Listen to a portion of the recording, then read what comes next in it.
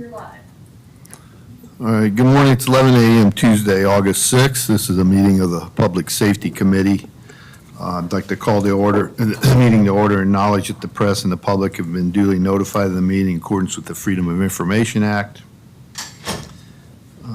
First, I don't believe there's any citizens' comments. No. There's no citizens here. Approval of previous meeting minutes. There's the meeting minutes from July 17th meeting in there. In the packet, do I have a motion to approve? So move. Second? Second. Any comments or changes to those? Hearing none, then all those in favor? Aye. The next item on the agenda is old business, which is discussion of proposed ordinance prohibiting feeding wildlife. There's a copy of the revised ordinance in the packet. I guess we had first reading of this. Plan is, I think, to have second reading at the next council meeting in September. Is that correct? I believe it was deferred when it was presented for first Oh, reading. we haven't had first reading yet? I don't think so. Do you recall, Chief or Nicole? I think it. We can look into Yeah. that, but I believe that it was deferred back to committee for Okay. concerns about feral cats. Do you remember? I do remember that. but I don't Yes. do back when it was- All right. Well, this is a revised, I think that addresses, there's two issues. One, the feeding of birds, and there's new language in here that allows for the feeding of birds. And there's, the other issue was the feral cats, and I think Chief commented at our last time we discussed this, that feral cats are considered domesticated, so would not fall within the ordinance here, and that language is now in the ordinance. Correct. Specifically, the definition section of the proposed ordinance includes 3 new definitions: feeding, feral cats, bird feeders. Correct. To your point, Chair Bogosian, feral cats are defined as domesticated that have reverted to a wild state and live independently of human care. And then there's a new section under feeding wildlife that would include the exemptions, both for feral cats and birds. So any comments on this? Jimmy? I don't see any mention in the ordinance about water. What, waterfowl? No, water, like leaving a water bowl out for birds or whatever. Is that against the law? This would only be feeding. It would not pertain to leaving water. Right. Well, I still don't see any need to prohibit feeding of squirrels and deer. I understand that raccoons are a big nuisance. I wish the ordinance would just address that.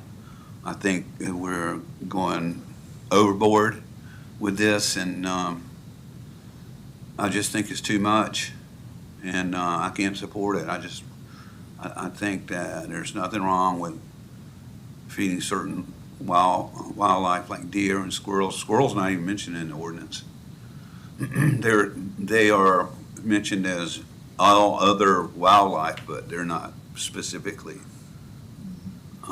mentioned at all. And besides the raccoon problem, I don't understand what we're trying to solve. Any comments? I think it's necessary because we do have some incidents of certain households feeding wild animals that are affecting their neighbors. And it's not safe, it's not healthy. We also have a coyote problem that isn't specified here, but that could also bring coyotes into dangerous proximity with our community. So as much as I wish we didn't have to do this, I think we do in this case to make sure that we keep our community safe and free of disease. We're free of disease, you said? Yeah. Free of disease? Animal-borne Has there been any disease. disease reported from feeding wildlife in the past 71 years? That's a good point. Chair, if I could, Yeah, I'm sorry, I think go I'm way too close to that. I was asked by Councilman Hahn and Councilman Ward to look at or talk with our prosecutor about using the current city ordinance that we have. I did reach out to our prosecutor, Culver Kidd, and he says that there may be a possibility we could use the one that we have now. However, to do so would require us to subpoena wildlife experts and biologists to court for each one of those. His preference would be to have an ordinance like this that directly addresses the issue. But I did mention to them that I would ask, and I did want to share that I did talk with him. And I do want to clarify, council did approve first reading of the ordinance 7-2 in the July council meeting. So any changes would be presented to council in the form of a second reading. So Yeah, I that's just what I want to thought. clarify. I Yeah. apologize, I was confused. Yeah, thanks for that as well, Chief. That was kind of my feeling as well when I looked at, I think that was brought up by, I believe it was Councilman Hahn before, and I feel it, while it could be, there's a lot of things that would fall in that. I think this is something that we've been asked by residents, at least a few, and certainly there's others that may oppose it, but it is a nuisance. And unfortunately, in my opinion, you can't target and say, okay, I'm going to feed the squirrel, but the raccoon can also eat that and other animals eat that. And I think it's been kind of highlighted in here, the fact that it's probably not the best thing for the wild animals either to be feeding them. And I think we've made the logical exceptions here for, feral cats and most notably for me is birds. So I think it's a pretty good ordinance. I think it's acting in public safety to keep, these raccoons and other things from coming in yards with kids in them, like we heard from the the one gentleman that came in and commented on this. So I do support it the way it is written now. I don't know what we need to do. Do we need to vote, or we just need to take this to council? I don't think we need to vote on this. I think you can recommend the changes as presented to the committee. And one thing that I wanted to mention too, earlier in the year, we were asked to look at what can the city do differently in its coyote management program.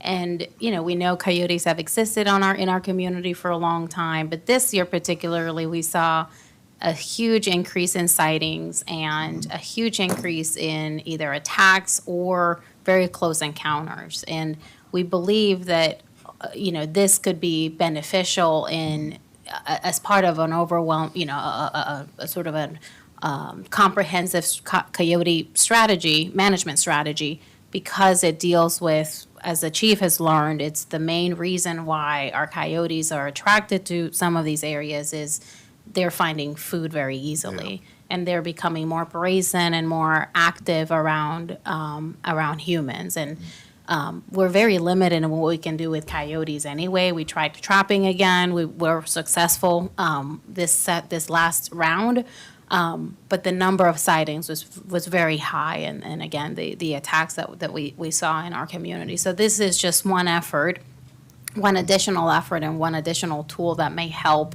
with that. We won't know if it's going to be successful or not, right? But it is something that could potentially help. I don't know. And it was supported when I talked with the USDA director as we were looking at how we could address coyotes and the issues we were having. He did support the use of an ordinance to limit the feeding on private property to reduce the likelihood of a human or a pet interaction with a wild coyote. I'd like to make a motion that we do recommend to council that we approve the ordinance as written. I second. Is there any other comments on it from the committee? Again, I'd just like to emphasize, I realize there's a problem with raccoons, and I wish the ordinance directly targeted raccoons, and I just think it's overboard. We're going overboard. All right, all those in favor, say aye. Aye. Opposed? Nay. Next item on the agenda is new business, discussion of the police department proposal to change police captain position to deputy police chief. And I guess, Chief, you're going to comment this, or Desiree, one of you, or? Sure, you can go ahead, Chief. So this is a move to match the other departments within the city and the surrounding police departments in Charleston County. So we're one of the few departments, the second in charge is not referred to as either an assistant or a deputy here in the city. So that would change us to match those other departments. But also in our research, the majority of the police departments in Charleston County and the surrounding area, the second in command is referred to as a deputy chief, and this would bring us in line with that standard practice for them. There are a couple that are like us that go chief captain, but the majority of them are chief then deputy chief. So to match city departments and surrounding agencies, that's why this is being requested. So is there a change in level or anything with it, or grade level, or is No, sir, it is just a, the same level, it's just a title change? just a title change. And no personnel change, obviously? No personnel change, no change in salaries. It would just change title. Or responsibilities. Correct, or responsibilities. Any other questions or comments? No, sounds good to me. Jimmy, anything? So what do you want us to do with that? Make a recommendation? You can make a recommendation. The administration committee will also review the job description, which reflects what Chief indicated today. But yeah, you all could do a recommendation to approve. Make a motion to approve, to propose change by the police department. Second. Okay, all those in favor say aye. Aye. Opposed? The next item on the agenda is consideration or approval of implementation of a new building access control system for public safety building in Fire Station 2.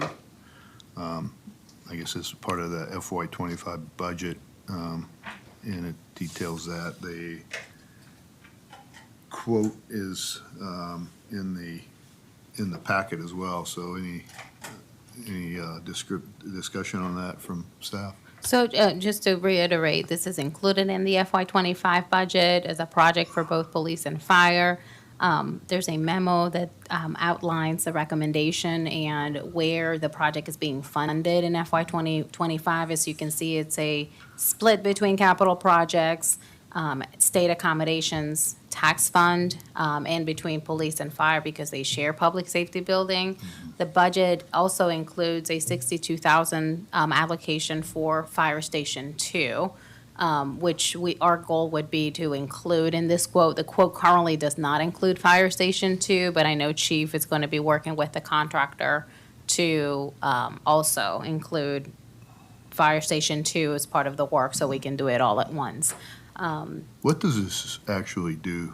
Can you help describe what the benefit of this is versus the current security systems? Sure. I can. Sure. So our current security system that we use, which are the fobs that allow access into the building and into certain restricted areas, that is end of support. Right now, when we have to replace parts, we're having to gut other parts to make parts work. We actually have one door that is taped shut or taped so that we can utilize it right now because the parts that we need to get from it have to be purchased from eBay if we can find some on there. So this is the control access to get into the building and into those restricted areas, both for police and fire. That's necessary to protect evidence room for us, equipment, firearms, and then to be compliant with FBI and CJIS standards to control access in and out of the police department side. In the fire department side, they have HIPAA stuff that they have to protect. They also have narcotics that they keep with their paramedic program, and the fob system is utilized to keep all that area safe and to keep people from wandering into those employee-only areas. The public safety building also holds our server rooms, and that is another vulnerable area that we want to make sure it remains secure. Chief, I think to Chair Bogosian's question, what is the expected lifespan of this new system, and do we anticipate having, there's always new technology, and these things are improving. Could you speak to that, please? To give the example, the system that we have now was put in when the building was built, and it's lasted up until the last couple of years. So these things will last for a long period of time, and the hardware we're looking at, the software we're looking at are things that will last, we're expecting about the same time frame. There is a change as technology increases. There's always something you can add that is better. But we specifically looked at vendors that are on state contract. The vendor we're looking at is well-known in state agencies to include the Emergency Management Division. So we have full confidence in what they're doing. We've talked with other vendors or other agencies that have used them, and when there are changes, they're able to come in and make those changes as needed. Does it offer a higher level of capability versus the old system? It should be about the same. There might be a couple other things we can add to it to keep it safe, but the basic thing is having the access in, and we could change what we're putting that on. Like for now, we've got these little bitty fobs like you see for swimming pools. We could add those to city IDs or these other types of functions that might come with this as well. Any other questions? Go. So the other thing I had is when I see the quote, it includes about $7,000 for sales tax. Can we be exempted from sales tax? In certain things. Let me look into that. I believe we are. Yeah, it's just something I saw in this quote that potentially saves $7,000 on it. I'll take a look. There are some things that we may be exempted from.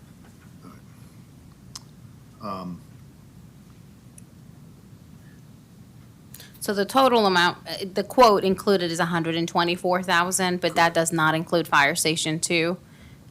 This is on the agenda for the council, for the workshop this evening, but we plan to have the full quote for when council votes on the actual expenditure at the end of the month. Okay. So that'll be a slight difference from what you see now, and you'll see at the. Do you know what the total will be that you're It presenting? would be an tonight? additional $62,000 is what we have budgeted for Fire Station 2. Okay. And the budget for this was how much? Do you know? I mean, is this within budget? It is. Okay. Yeah, I'd just take a look at the sales tax and maybe go even before the workshop tonight if possible, but, all right, so I guess you're looking for a recommendation? Yes, sir. So move. I have a second? Second. All right, all those in favor to recommend this to council, say aye. Aye. Opposed? All right, the next item on the agenda is consideration of approval of a training room IT upgrades. This also is part of the budget. The proposal's in the packet, and I think this is for the fire station, so I don't know if Chief's gonna talk or. So this is explain for the public safety building training room, is that room that is opposite of the lobby area where you see police and fire reception areas. It is a room that the city uses for training, mostly police and fire, but we hold meetings there as well. It is used as our emergency management operations center during hurricanes. And this proposal is to upgrade the IT capabilities of that room. That was not, when the public safety building was renovated, we tried to get this under the scope for the work conducted at that time. We didn't have time to do it. So we included it as a separate line item in the current budget for us to do. Chief and his team have talked to the name of the company that is being recommended, and, they believe that it meets the needs of the city. Chief, do you want to go into any detail about what that includes? Certainly. So right now, we just recently tried to host some training in there, and we struggle with the IT part a little bit. So where that becomes an issue is when we have increased our outside training, where we're bringing people in to train both fire personnel, police personnel, and recently city personnel. We hosted an autism awareness sensitivity training, and we struggled a little bit up there trying to get this operational.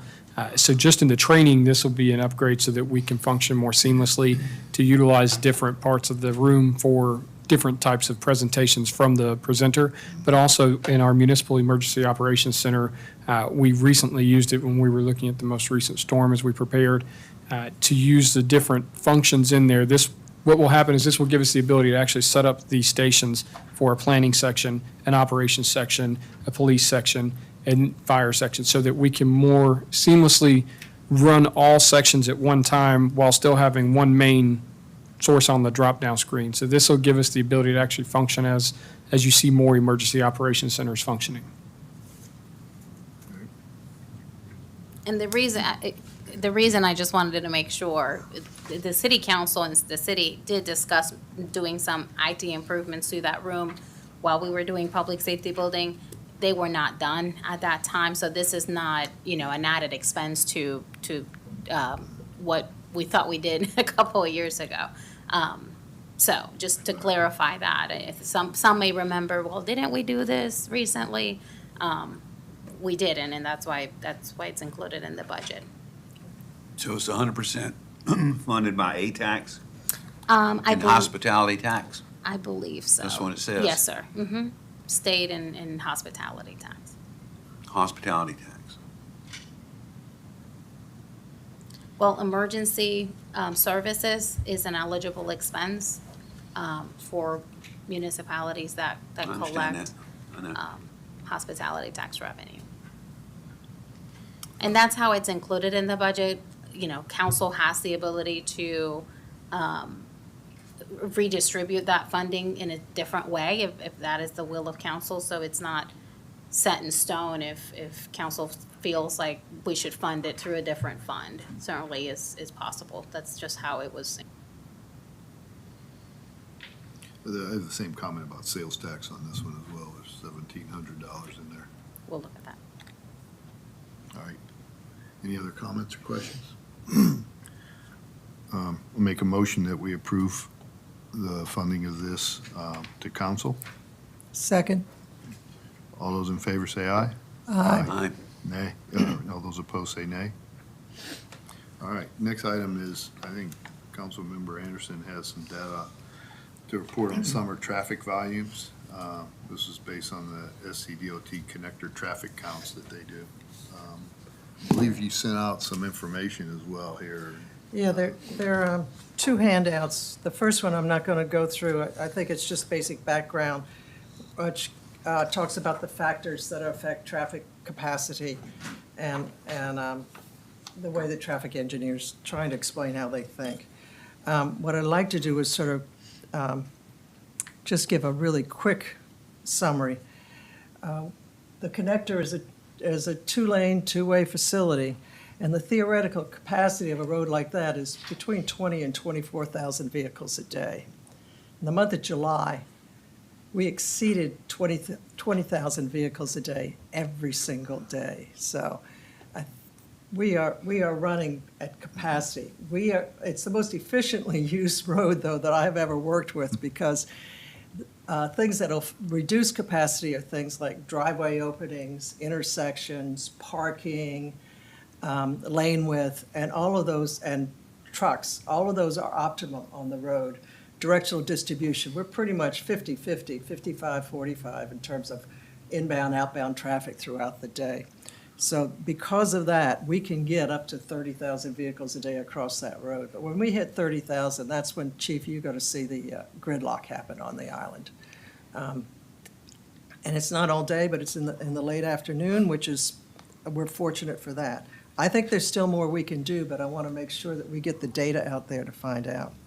Another thing we can use this data for is, in the table that I had sent out, I compare the 2024 volumes to the 2023 volumes. And that tells us how busy we are on the island, whether we're still getting the same amount of tourism and vacation and beachgoers as we did in the previous year. And it looks like we're roughly equivalent, slightly lower than last year. So we did have a bump during and after COVID, but now it's sort of leveled out, I think, to what we could expect going forward, which is still very high volumes. The one thing that is the most limiting factor, though, of how the connector works are the intersections at either end.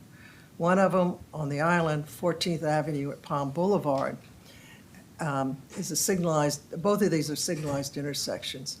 The other one, of course, is Rifle Range Road and is controlled by Mount Pleasant.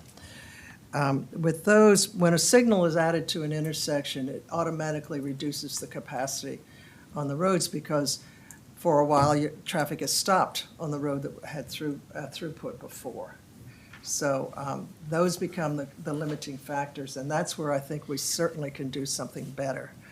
I'm hoping that we can work with South Carolina DOT and do a signal timing study, at least for the 14th Avenue and Palm Boulevard intersection here on the island, to optimize that use. I think it's very important that we'll have the police department lead this investigation so that we can get the maximum throughput, so that the police department only has to be there on those days when we actually hit gridlock, and that you can spend your time more wisely on other parts of the island.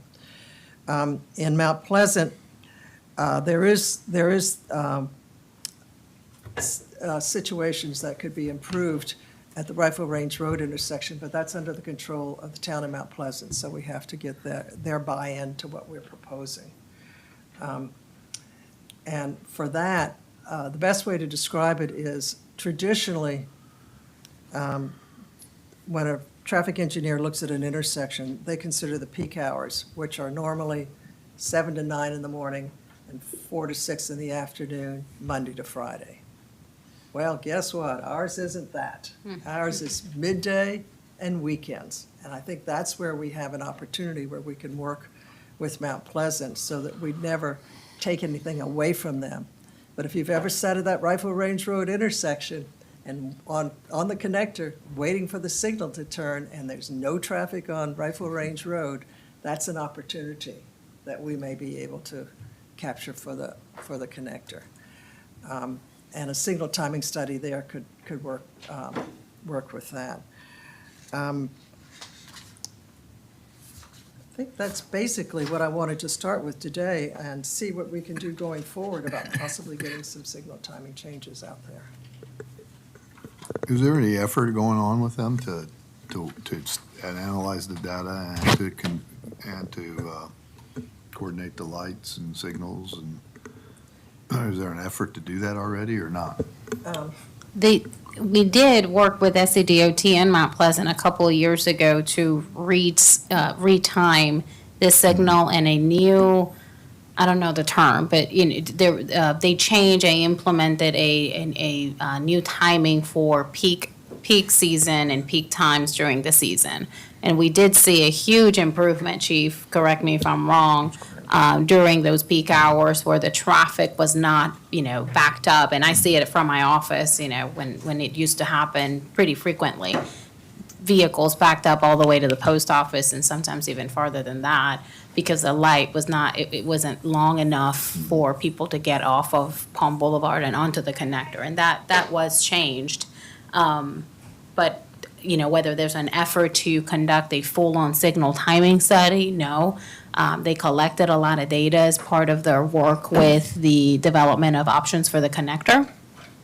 But I don't think it was a full-blown single timing study. And I think that is what Councilmember Anderson is maybe suggesting to be the next step. Yes. Okay.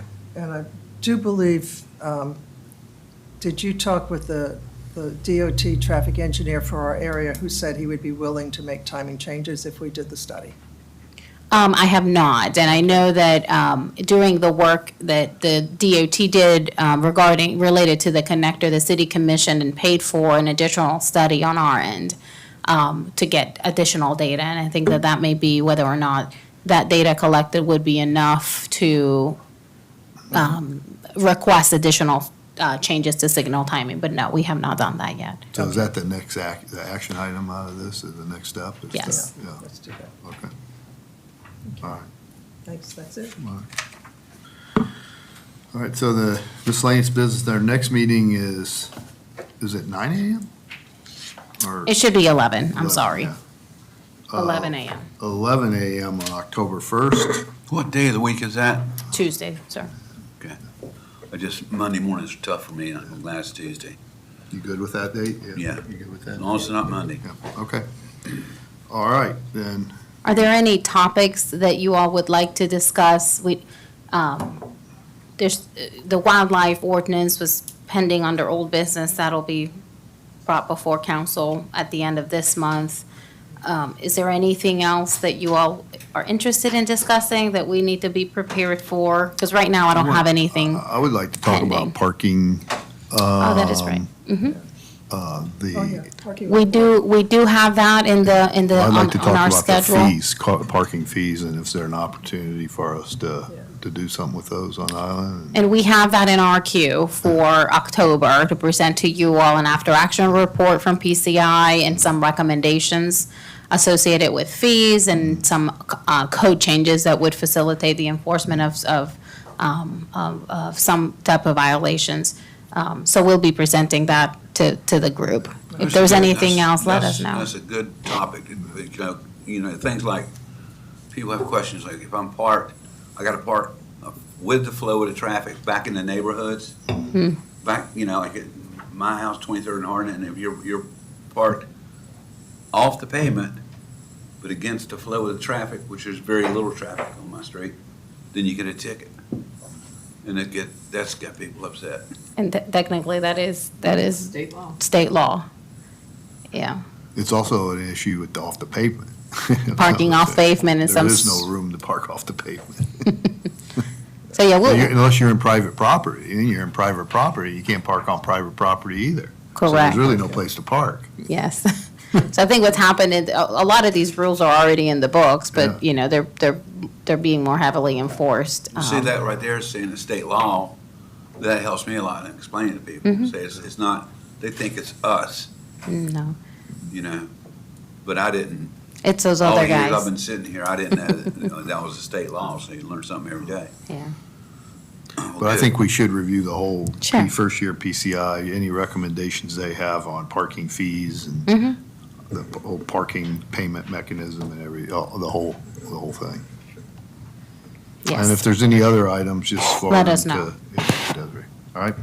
All right, being for no further business, do I have a motion to adjourn?